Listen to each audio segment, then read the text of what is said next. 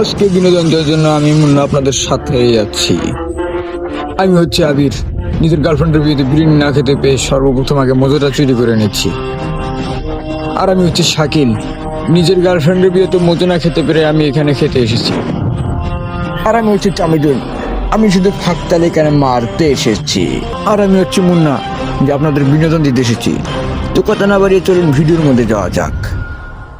এখন পুরো বাংলাদেশে কোথাও আর মজু বিক্রি হয় না, তো আমাদের কাছে একটা মজুর বোতলে আছে।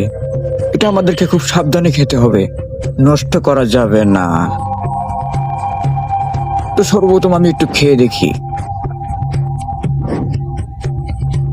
অনেক চিন্তা ভাবনার পর অনেক মজা লাগলো। এদিকে আমার বন্ধু গরুর মতো দাঁত বের করে খেট খেট করে হাসতে শুরু করলো। অনেক সুন্দর হাসি। শালাবার এক ঢোক মেরেও দিল। এদিকে ওর খাওয়া দেখে আরেকজনের আর সহ্য হচ্ছে না, তাই ওকেও একটু দিয়ে দিলাম। তো ওকে দেখে আমার কিছু টিকটকার প্রতিবন্ধীদের কথা মনে পড়লো, কারণ স্লো মোশনে খাওয়া শুরু করলো। এদিকে ওকে না দেওয়াতেও রাগ করেছি, খুবই দুঃখজনক বিষয়। তাই ও কান্না করার আগে ওকে একটু দিয়ে দিলাম। এখন খাওয়ার পর কি বলে তা আপনারা শুনেই যান। প্রাণ লাগছে, খাচ্ছি আর শুধু আরাম পাচ্ছি। তোরা তো পাবি না রে আরাম। এই যে খার তোর খাওয়ার থেকে ওর হাসিটা জোশ ছিল, মারাত্মক। তো এদিকে শাকিল বলছে সব কথা বাদ, সাদিয়ার লগে ডেটিং এ যেতে হবে। তো তার আগে একটু খেয়েই নেই, সাদিয়ার মজো দেওয়া বলে কথা। তো সাদিয়ার মজো খাওয়ার পর মাথা পুরোই হ্যাং।